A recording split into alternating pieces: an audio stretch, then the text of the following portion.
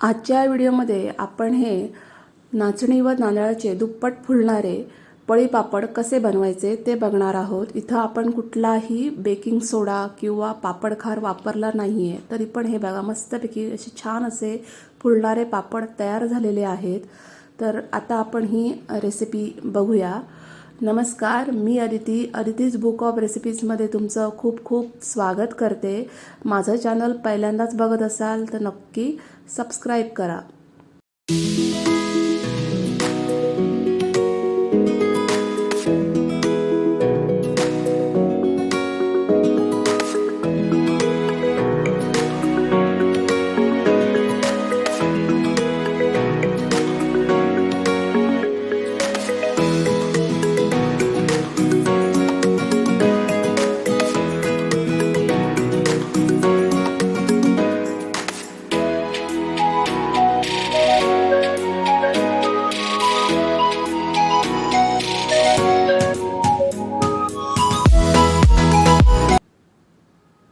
इथं मी 1 कप नाचणी घेतलेली आहे आणि ती स्वच्छ धुवून मी 3 रात्री भिजत ठेवलेली आहे। म्हणजे बघा, तुम्ही सोमवारी रात्री जर नाचणी भिजत ठेवली तर त्याचं मंगळवारी रात्री पाणी बदलायचं, बुधवारी रात्री पाणी बदलायचं आणि गुरुवारी सकाळी पापड करायला घ्यायचे।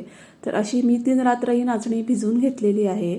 तर मी आता ती मिक्सरमध्ये काढून घेतेय आणि थोडं पाणी घालून मिक्सरमधनं मी फिरवून घेतलेली आहे।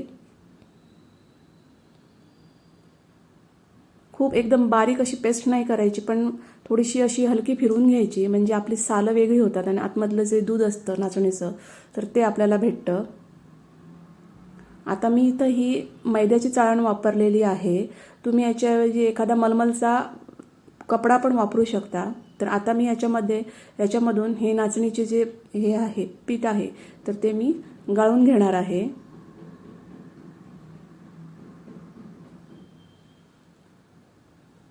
याच्यामध्ये थोडं थोडं पाणी घालून मी हे व्यवस्थित असं गाळून घेतलेलं आहे।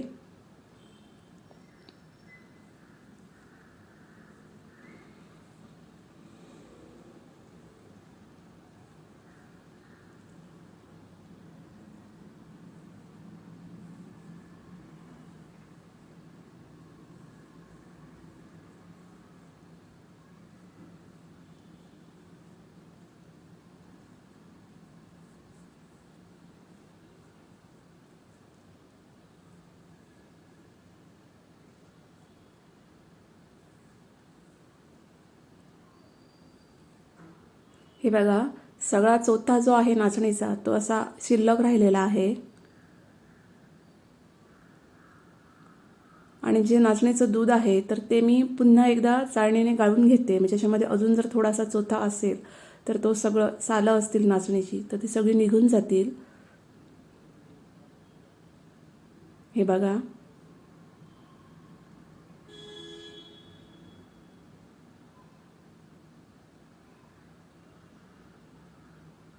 हे बघा, मी सगळं नाचणीचं दूध आहे ते व्यवस्थित गाळून घेतलेलं आहे।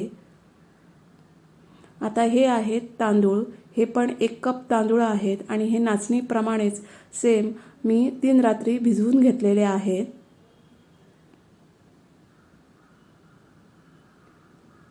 तर ते मी आता मिक्सरमध्ये काढून घेतेय आणि थोडं पाणी घालून मी याची एकदम बारीक पेस्ट करून घेतलेली आहे।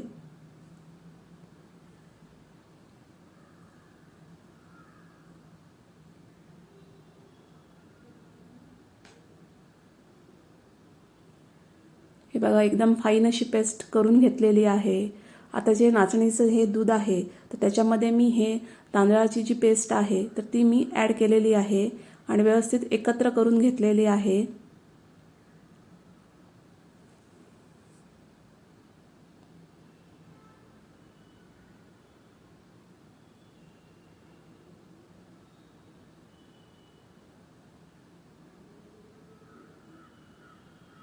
आणि हे बघा, एका टोपामध्ये मी हे सगळं मिश्रण ओतून घेतलेलं आहे। 1 टोप भरून मला ते मिश्रण मिळालेलं आहे, म्हणून मी त्याच्या बरोबर दुप्पट पाणी उकळवत ठेवलेलं आहे।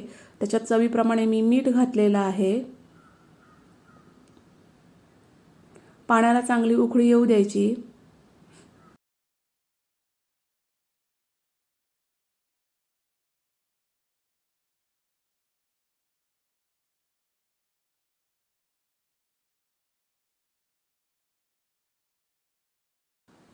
पाणी व्यवस्थित उकळल्यानंतर आपण जे मिश्रण करून ठेवलं आहे तर ते याच्यामध्ये ओतायचं आणि लगेच लाटण्याने मिक्स करून घ्यायचं. यावेळी गॅसची फ्लेम स्लो ठेवायची आणि एका बाजूने ओतत आणि एका बाजूने लाटण्याने मिक्स करत असं हे सगळं मिश्रण या पाण्यामध्ये ॲड करून घ्यायचं.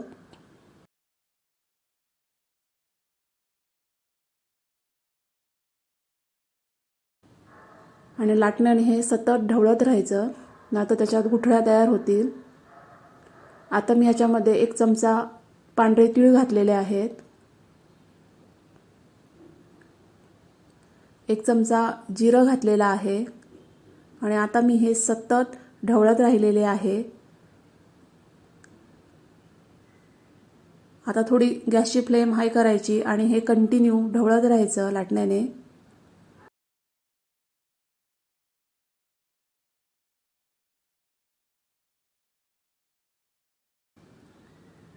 हे बघा 10 मिनटं लागली मला, पण बघा मस्तपैकी असं दाटसर असं मिश्रण हे तयार झालेलं आहे.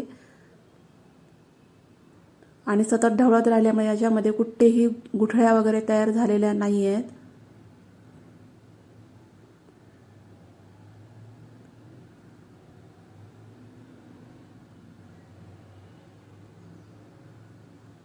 हे बघा एकदम दाटसर असं आपलं मिश्रण तयार झालेलं आहे.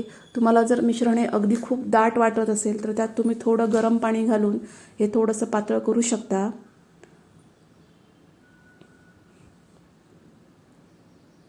आता या मिश्रणाला मी एक व्यवस्थित उकळी येऊ दिलेली आहे आणि नंतर मी लगेच गॅस बंद केलेला आहे आणि हे मिश्रण गार करून घेतलेलं आहे. गार केल्यानंतर हे अजून दाट होतं आणि उन्हामध्ये मी याचे पळी पापड घातलेले आहेत.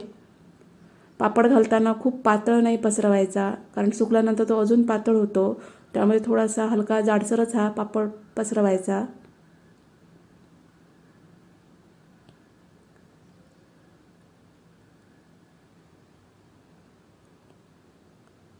आणि चांगली 2 उन्हं देऊन हे चांगले पापड सुकवून घ्यायचे. चवीला फार अप्रतिम लागतात हे पापड. हे बघा जवळजवळ 100 पापड माझे आता तयार झालेले आहेत.